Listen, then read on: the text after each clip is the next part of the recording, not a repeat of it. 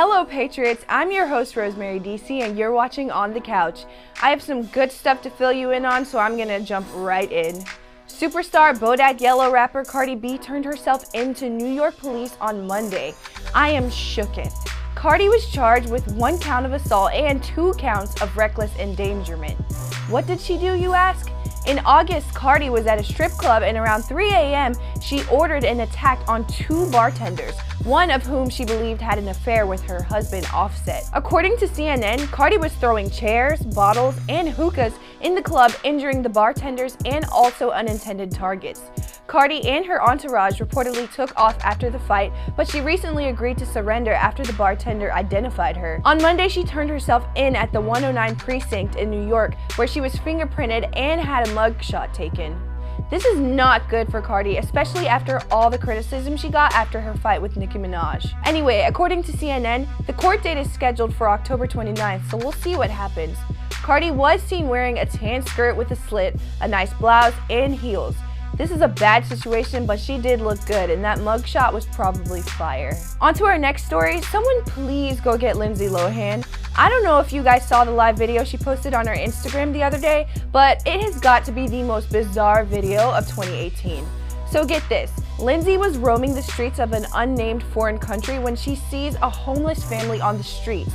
She starts to talk to this family and Instagram lives the whole interaction. She said things like, "Tell me your story so that I can help you. What do you need? Do you want me to give you a hotel? Let me take care of you guys. So I want you to tell America what you need and I will get it for you." She was also speaking in another language, maybe Arabic, but it sounded like gibberish to me.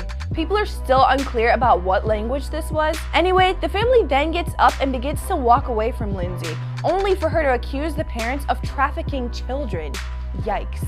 Lindsay then continues to follow the family around saying, "I won't leave until I take you." Eventually, the mom had enough and turns around and punches Lindsay in the face, and Lindsay dropped her phone. When she picked it up, she was still recording and was crying and saying that she was scared. The entire video was bizarre and cringeworthy. She basically harassed a family and then got punched in the face. According to E! News, this has made her friends and family very concerned, and they want her to move back to the US. I'll be keeping tabs on Lindsay to see if she harasses any more families. But seriously, someone let me know what language she was attempting to speak. For our last story of the day, breaking news, the most talked about couple these days, Justin Bieber and Hailey Baldwin, are already married. They played us. For months they've been saying they weren't married, but according to TMZ, last month they tied the knot and got their marriage license at a courthouse in New York City. They had a preacher, Jeffrey Quinn, who is a member of the faculty at a college near the courthouse. They also had a witness, Joss Mel, who is a friend of Justin's who goes to church home in LA. Here's a photo of the couple entering the courthouse on September 13th. And Hailey was wearing a white dress. How did we miss this? Sources from TMZ say the couple tried to get a prenup and even contacted lawyers the same day they got married, but there was no way to get a prenup drafted and signed that quickly. Apparently, they could get a postnup, which is basically a prenup but signed after marriage, but apparently Justin is so in love that he doesn't even see the need for one. TMZ also says that Justin and Hailey still plan on having a formal ceremony, but it would just be a name only since they're already husband and wife. That's all I have for you today. I'll be keeping an eye out for more news on these celebrities, so stay tuned.